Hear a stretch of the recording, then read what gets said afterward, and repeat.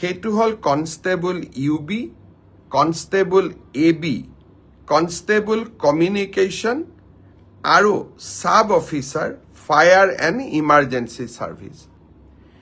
এই গোটেই পৰীক্ষাটোৰ ইতিমধ্যে PST আৰু PET কমপ্লিট হ'ল।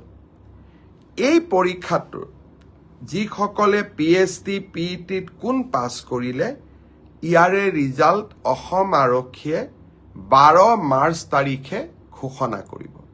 এই লিখিত পৰীক্ষাৰ্থীৰ বাবে যিসকলে কাট অফ মাৰ্ক পাবলৈ সক্ষম হ'ব তেওঁলোকে এডমিট কাৰ্ড 17 মাৰ্চৰ পৰা ডাউনলোড কৰিব পাৰিব আৰু finally AB UB written test 23 মাৰ্চত অনুষ্ঠিত হ'ব।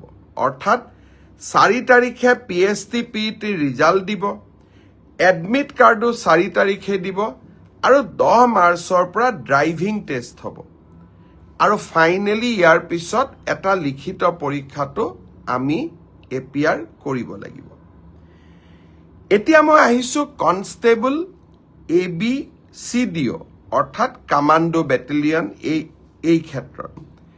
কামাণ্ডো বেটেলিয়নৰ ৰিজাল্ট আমি আমাৰ কাট অফ মাৰ্কছ যিটো PST আৰু PETৰ যিটো কাট অফ মাৰ্ক তাক আমি 27 মাৰ্চ তাৰিখে ঘোষণা কৰিম। তাৰপিছত এডমিট কাৰ্ড আহিব 1 এপ্ৰিল তাৰিখে আৰু সাইকোমেট্ৰিক টেষ্ট 8 এপ্ৰিলৰ পৰা অনুষ্ঠিত হ'ব। গ্ৰেড 4 পৰীক্ষাৰ PST PET হৈ গ'ল আৰু কেইটামান হ'ব বাকী আছে, 15 মাৰ্চলৈকে চলিব। সেই ইয়াৰ PST PET ৰিজাল্ট আমি দিওঁতে কিছু পলম হ'ব, 30 এপ্ৰিল পাবগৈ।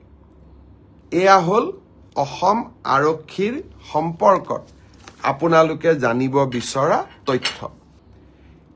ADRE ৰিজাল্ট 7 মাৰ্চ শুক্ৰবাৰে আমাৰ গ্ৰেড 3 আৰু গ্ৰেড 4ৰ যি আমাৰ ৰিক্ৰুটমেণ্ট কমিশ্যন আছে তেওঁলোকে ঘোষণা কৰিব। যিমান কেইটা পদ আছে তাৰ বিপৰীতে 2জনকৈ ল'ৰা ছোৱালীক এই পৰীক্ষাত উত্তীৰ্ণ হ'ব আৰু তেওঁলোকৰ মাজত পৰৱৰ্তী সময়ত ৰিটেন টেষ্ট অৰেল অনুষ্ঠিত হ'ব আৰু যিসকলে পাছ নকৰিব আমি পুনৰ এই বছৰৰ শেষৰ ফালে নতুন বিজ্ঞাপন